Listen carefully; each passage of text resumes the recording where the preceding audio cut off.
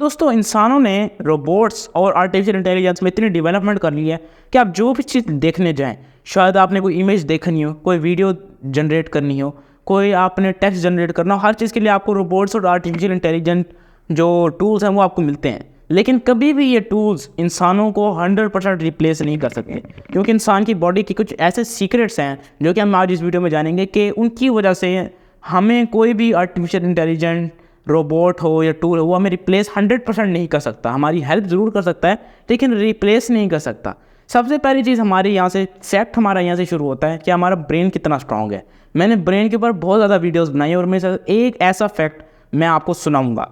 आज आप पूरी दुनिया के तमाम टेलीफोन्स इकट्ठे करके एक कमरे में रख लें, उन सारे टेलीफोन को एक साथ इलेक्ट्रिसिटी दें, जितने वो टेलीफोन्स जितनी भी वो इलेक्ट्रिकल सिग्नल्स भेजते हैं, जितने भी वो मोबाइल फ़ोन्स हों, जितने टेलीफोन्स हों, जितने भी वो सिग्नल भेजते हैं उससे कई गुना ज़्यादा सिग्नल्स आपका सिर्फ एक ब्रेन भेज सकता है 1 मिली सेकेंड के अंदर अंदर। आप अपनी ब्रेन की पावर का अंदाज़ा लगा सकते हैं कि अगर आपने अपने कंप्यूटर बनाना हो जो कि आपके ब्रेन जितनी सिर्फ रैम रखता हो, सिर्फ रैम रखता हो, बाकी ना प्रोसेसर हो ना उसके अंदर वो इंटेलिजेंस हो, सिर्फ आपने रैम अपनी ब्रेन जितनी रखनी है अपने कंप्यूटर में, तो एक बहुत बड़ा आपको एरिया चाहिए होगा उस कंप्यूटर को बनाने के लिए। और आपको जब पावर देनी पड़ेगी उसको, तो आपको एक अलग से न्यूक्लियर प्लांट लगाना पड़ेगा उस कंप्यूटर को पावर देने के लिए। सिर्फ रैम की बात हो रही है, बाकी चीज़ों को हम कंसिडर ही नहीं कर रहे।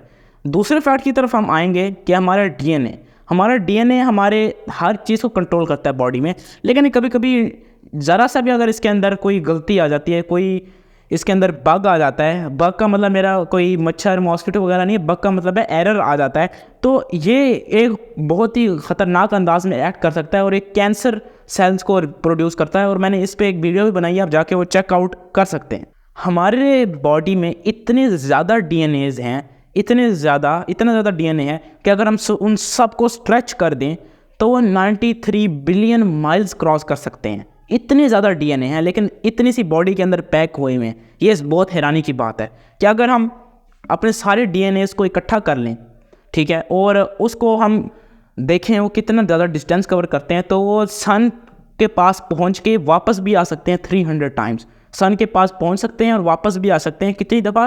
300 दफ़ा। और ये ऑलमोस्ट 93 बिलियन माइल्स बनती। ये एक बहुत बड़ा डिस्टेंस होता है और ये इतने डीएनए सिर्फ इंसानों में ही पाए जाते हैं, क्योंकि इंसानों को कोई भी चीज़ रिप्लेस नहीं कर सकती। और अगर आपने एक रोबोट बनाना है जो कि इंसान जैसी कैपेबिलिटीज़ रखता हो, तो उसके अंदर आपको इतना ज़्यादा डीएनए, इतनी ज़्यादा प्रोग्रामिंग करनी पड़ेगी जो कि आज तो इम्पॉसिबल लगती है। फ्यूचर में कभी हो जाए तो पता नहीं, आज इट्स ऑलमोस्ट इम्पॉसिबल। आपको अक्सर अपनी मोबाइल की मेमोरी का पता होगा कि मोबाइल की मेमोरी कितनी कम होती है अगर हम अपने ब्रेन से कंपेयर करें। कुछ चीज़ें आप स्टोर करेंगे, हाँ आपके लिए बहुत हो सकती है, लेकिन ब्रेन से कंपेयर करें तो कुछ भी नहीं है। आपको पता है कि हमारा जो इम्यून सिस्टम है वो इतना ज़्यादा स्ट्रांग है कि अगर आप 100 साल ज़िंदा रहें और आपको जितनी भी बीमारियां हुई हैं, आपका इम्यून सिस्टम उन तमाम बीमारियों को याद रख के उनसे लड़ने का तरीका भी याद रख सकता है। यही तो वजह है कि सिर्फ एक दफ़ा वैक्सीन लगवाने से आप कैसे लाइफ टाइम उस डिजीज़ से फ्री हो जाते हैं। ये आपकी मेमोरी का कमाल है। तो यही तो चीज़ है जो कि इंसानों को स्पेशल बनाती है। तीसरा फैक्ट मैंने आपको ऐसे ही सुना दिया। चौथा फैक्ट जो है वो हमारी बोन्स के बारे में, हमारे स्केलेटन के बारे में। आपने अक्सर लोहे का नाम सुना होगा और लोहे को बहुत हार्ड सब्सटेंस भी मानते होंगे, लेकिन हमारी जो बॉडी में जो बोन्स हैं वो हमारी स्टील से भी ज़्यादा स्ट्रांग है। स्टील भी हमारी बोन्स का मुकाबला नहीं कर सकता। और बोन्स में कुछ एक्स्ट्रा आपको फीचर भी देखने को मिलते हैं कि फ्लेक्सिबिलिटी।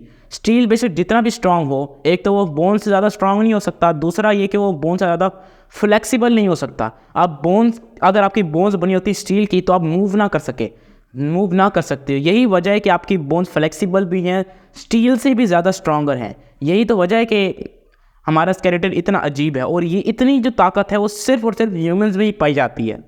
लास्ट में जाते जाते मैं सोने के बारे में बात करूँगा। स्लीप एक ऐसा टॉपिक है जिसमें हम कुछ भी नहीं जान सकते कि हमें नींद आती क्यों है, इसकी वजह क्या है, नींद में होता क्या है, इसके पीछे इतनी सारी मिस्ट्रीज़। और मैंने इससे पर बहुत ज़्यादा वीडियोस भी बनाई हुई हैं जिसमें मुख्तलिफ थीरीज़ बताई हैं कि ऐसा हो सकता है। हालांकि कोई प्रूफ नहीं हमारे पास कि कैसे हो सकता है, क्यों हो सकता है, या होता भी है या नहीं होता। लेकिन चलो आज मैं स्लीप के बारे में आपको एक मज़ेदार फैक्ट बताता हूँ।